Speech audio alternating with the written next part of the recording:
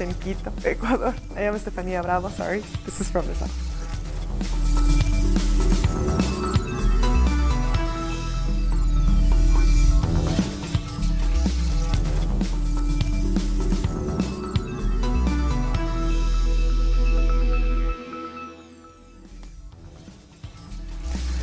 The UN Secretary General Antonio Guterres has left Libya after a brief visit. Guterres says he is deeply concerned about a potential new civil war.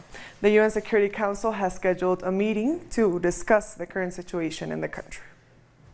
With a deep concern and a heavy heart, I still hope it will be possible to avoid a bloody confrontation in and around Tripoli, and the United Nations remain available to facilitate any political solution able to unify the Libyan institutions. And whatever happens, the UN will remain committed, and I will remain committed to support the Libyan people. Libyans deserve peace, security, prosperity, and the respect of their human rights. Thank you very much. Our correspondent in the Middle East, Hisham Wanous, brings us more details.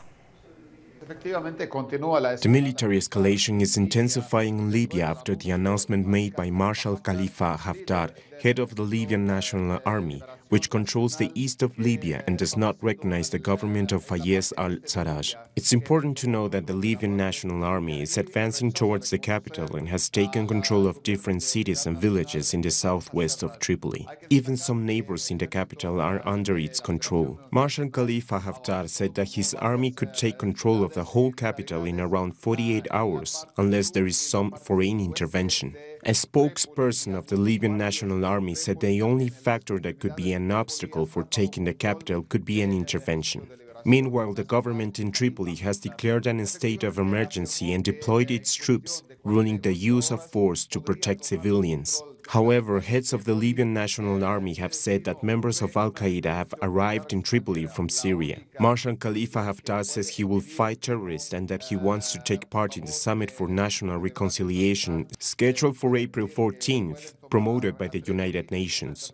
Marshal Khalifa Haftar says he ruled not to attack civilians nor foreigners. Libya is divided since Gaddafi was defeated in 2011, with different forces fighting to take control of the country. Jihadists and criminal groups are also operating in the country. The situation in Libya is quite complicated and concerns among the international community have increased. As tensions escalate between Libyan commander Khalifa Haftar and the UN-backed government of Accord, let's take an inside look at what is happening in the country. This large convoy of heavily armed military vehicles had been seen moving towards the Libyan capital Tripoli on Thursday. The Libyan National Army fleet started their advance after their commander Khalifa Haftar made an appeal in an audio recording posted online. Heroes, the time has come. It is time to advance, as you have always done, with a firm step towards Tripoli and to enter peacefully. Only point your weapons at those who have decided to fight and combat us. Only shoot at those who have decided to shoot and want bloodshed. Those who put down their weapons will be spared.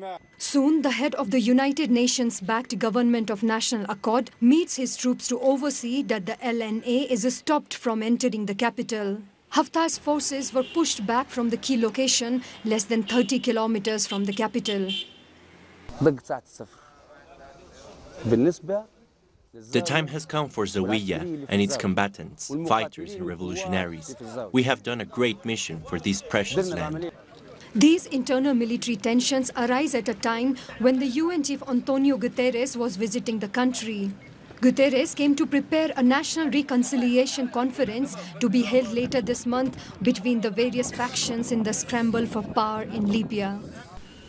I want to make a very strong appeal. An appeal for all military movements to stop, an appeal for containment, calm, de-escalation, both military and political and verbal de-escalation.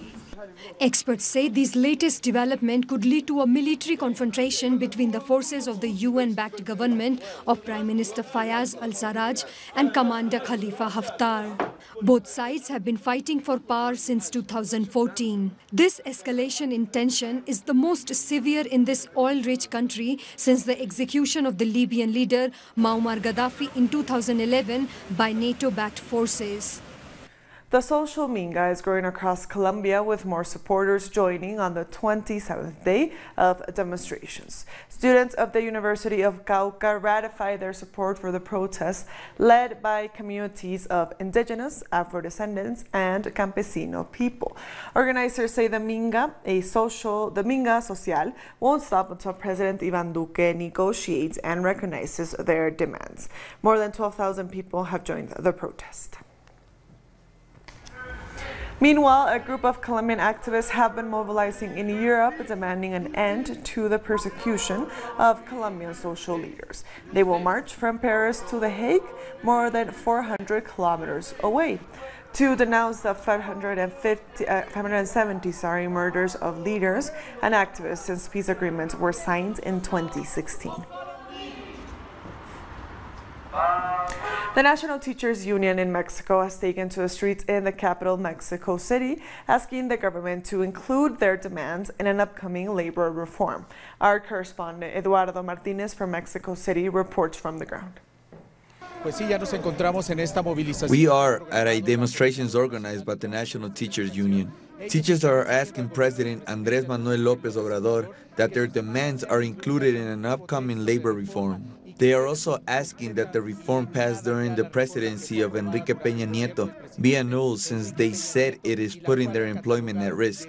Union leaders continue holding talks with the government of López Obrador. The president has asked the Secretary of Public Education to attend the demands of the demonstrators and include their suggestions in a draft bill that is still waiting to be debated in Congress. One of their main demands is that all labor-related issues should be included in the Article 123 of the Constitution, a section that refers to the working conditions of state workers. Teachers are also demanding that the government allocates the necessary funds to rebuild the schools that were destroyed by the earthquake of 2017.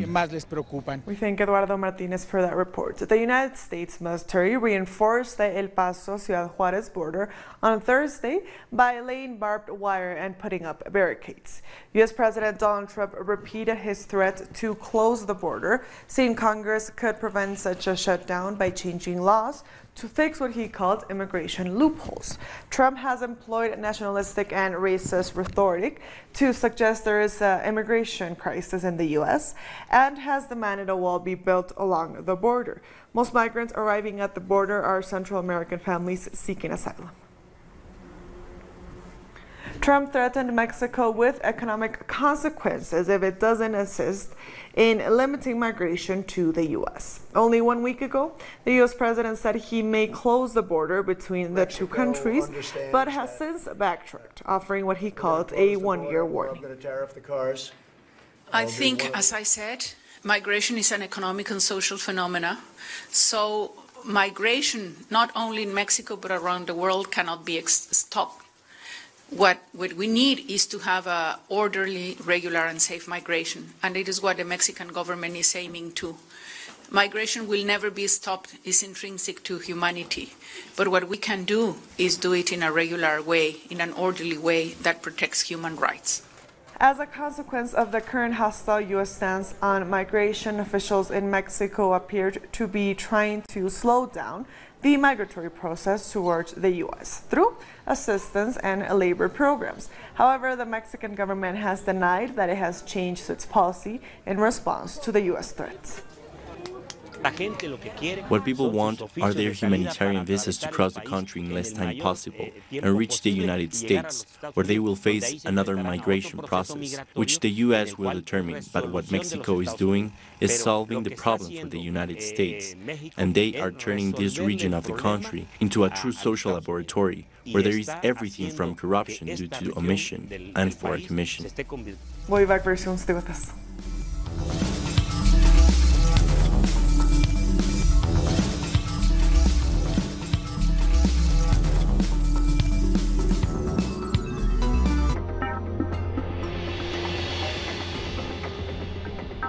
The President of the UN General Assembly, Maria Fernanda Espinosa, has met with the Cuban President, Miguel Díaz-Canel. During their meeting in Havana, they discussed ways to strengthen multilateralism and a diplomacy for peace and development. The Cuban Foreign Minister, Bruno Rodriguez, also attended the meeting. The Plan de la Patria, or Plan of the Nation, which has been passed into law, will be implemented as the main framework for economic development and social inclusion in Venezuela. It is already receiving widespread support from people in several communities who see it as a symbol of hope for a better future.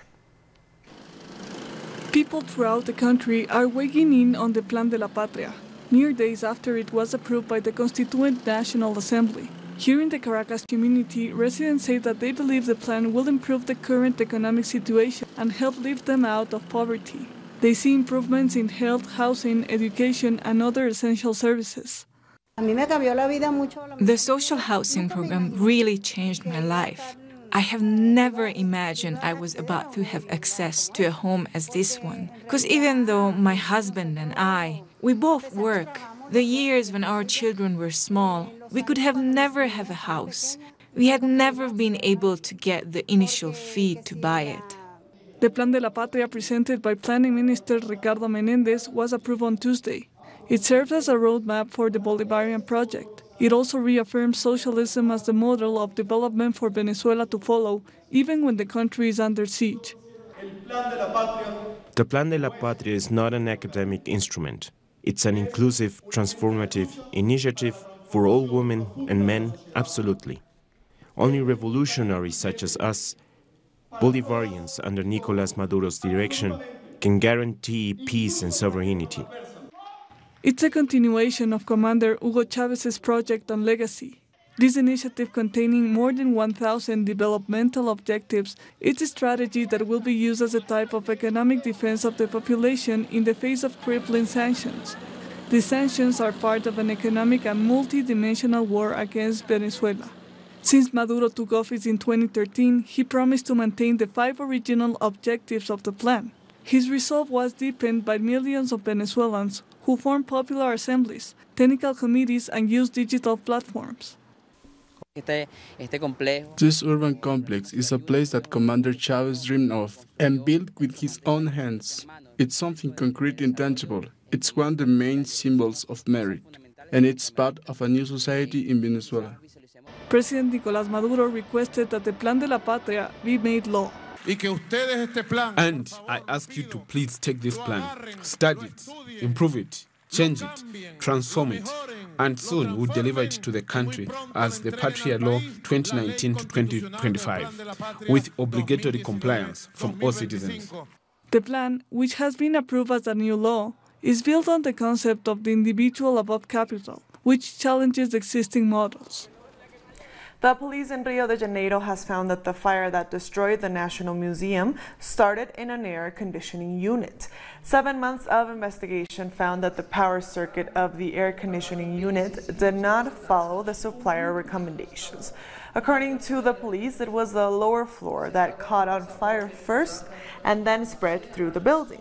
The museum collection was destroyed after 6 hours of blaze. More than 20 million items were destroyed. The fire started in the auditorium, and the primary cause of the fire was the air conditioner. There should be one circuit breaker for each air conditioner. In the specific case of the auditorium, there was one circuit breaker for 3 air conditioners, which didn't comply with the recommendations from the manufacturer. Jamaica's ruling party has won in the hotly contested by-election in Portland Eastern.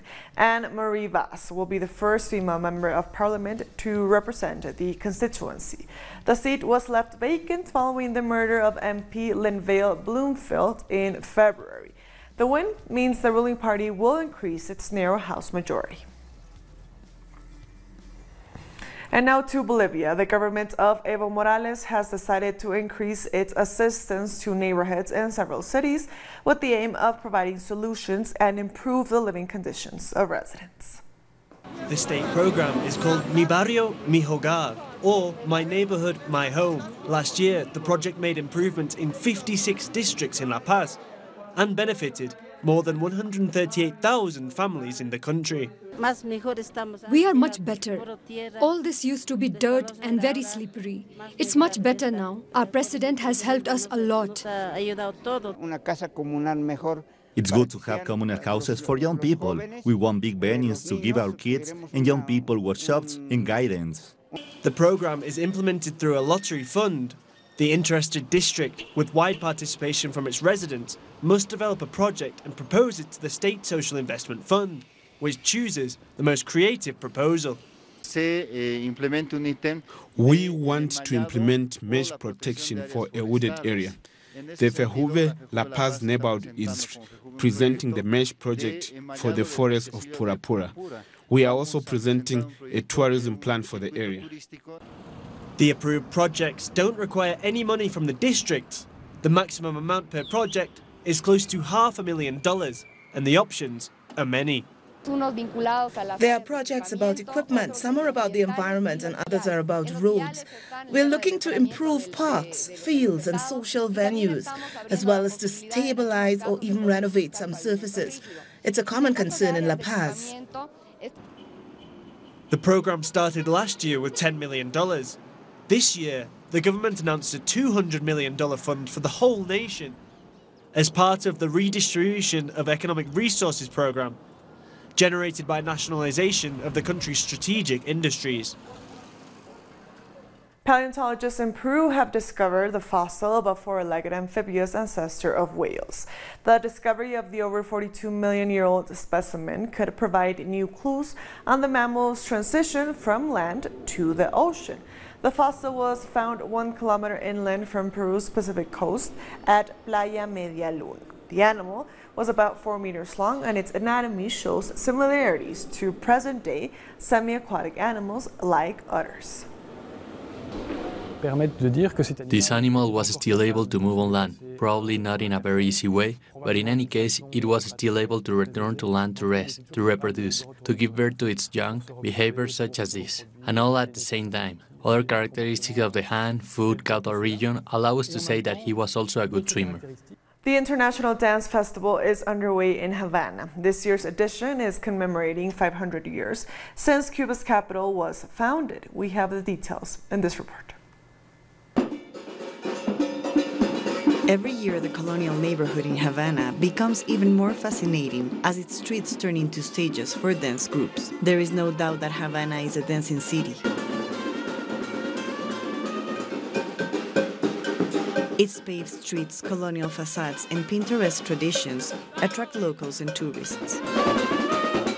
The City on the Move event is one of the most popular here. It is a cultural exchange between Latin American countries. You can feel the city is alive, and you can feel the joy and energy in old Havana.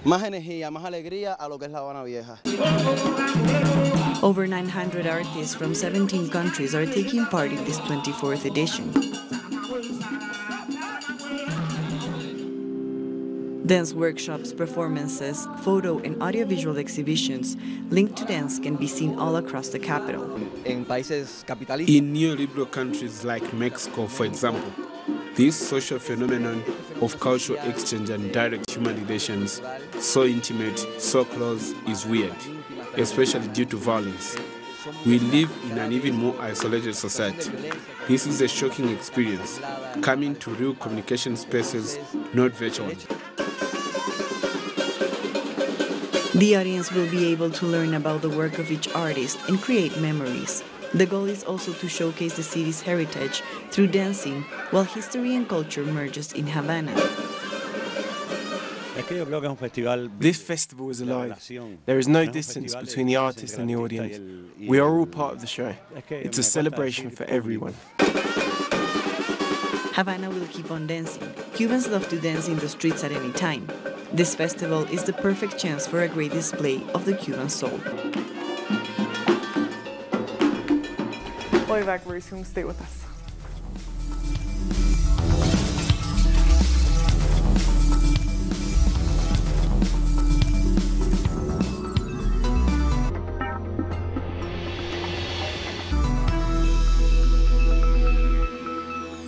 Welcome back. Finding a long-lasting solution for the 200,000 Hutu-Rwandese refugees living in Kivu in the Democratic Republic of Congo is one of the main issues to establish peace in the country. Despite the harsh conditions they are living in, Rwandese refugees rather stay in the area than returning to their homeland. He is Pasteur Ezron from the Rwandese Refugee Civil Society. The organization was created to urge the international community guarantee the protection of refugees. Refugees get killed, and the international community is just watching. We wanted dialogue with the government of Kigali so that we can live in peace, but Kigali doesn't want. We refugees have no peace. If they know we are refugees, we are in trouble. They don't respect us, they don't value us, and we can have problems at any time. She got kidnapped along with other residents from Goma, and she thinks that the fact she is a refugee played a role. Men were hit and women raped, and if you tried to resist, you got hit. Our hands were tied and they torture us. They said I belonged to the FDLR, but I was just a fisherman who used to work at the lake, but they detained me. The Rwandese army arrested him and brought him to Rwanda, where he was accused of being a rebel in Goma, but he got to escape and return to Congo. After escaping and returning to Congo, there were Rwandese commands that operated in Congo. They came here to take people. There is no peace today. If you're a Rwandese refugee, nobody will sell you a piece of land, no matter that you have the money. They say there are secret operations launched by the Rwandese army in Congo, and that they cannot come back to Rwanda. Since 1994, we have had not a moment of peace. If you're a refugee, your life means nothing. According to the information we have, on February the 20th, there was an operation launched from Rwanda. They staged it to blame the FDLR. No one, no UN mission, is doing anything. They don't care. Why the whole world ignores this situation? We are the forgotten ones. French President Emmanuel Macron has held a meeting with survivors of the 1994 Rwandan genocide. The meeting comes a few days after Macron turned down an invitation to attend the genocide commemoration event in the Rwandese capital, Kigali. Relations between France and Rwanda have been frosty since the genocide that claimed over 100,000 lives. Rwanda accuses France of having provided equipment and training to the army and the Hutu militias that carried out the genocide. Thousands of people have marched in Mali against what they are calling the government's failure to put an end to inter-ethnic clashes, which have killed hundreds in the last few months. The protesters are also demanding the expulsion of the United Nations peacekeeping force, which they accuse of being incompetent. These protests come 2 weeks after about 160 members of the Fulani ethnic group were killed by gunmen suspected to be from a rival ethnic group. Everybody knows that Mali is going through a multidimensional crisis. We have witnessed killings that Mali has never known in its history, in its entire history. Dozens of migrants in Greece have occupied the main train station in Athens, demanding that they be allowed to continue their journey to other European Union nations. The migrants said they want to leave Greece to where they believe there are more economic opportunities. Greece's border with North Macedonia has been fenced off and heavily policed for the past 3 years. More than 70,000 refugees and migrants are believed to live in Greece in the wake of a mass influx beginning in 2015. Egypt's Antiquities Council has announced the discovery of a new burial site containing tombs belonging to the Ptolemaic era family. The site lies in the south of capital Cairo and contains over 50 mummies of men, women, and children. The tombs also contain a variety of mummified animals such as mice and birds. The council said the discovery will help to shed more light into the country's history. The tomb is made up of a central lobby and a burial room with 2 stone coffins. The lobby is divided in 2. On the right, it shows images of the owner of the burial room, giving gifts and receiving gifts before different gods and goddesses. On the left, we see the same thing for his wife, Tashirit Isis, with the difference of verses from a book, the Book of the Afterlife. And with that, we've come to the end of this news brief. These and other stories, as always, find them on our website at telesurenglish.net. And also join us on social media. We are on Facebook, on Twitter, and on Instagram. For Telesur English, I am Estefania Bravo. Thank you for watching.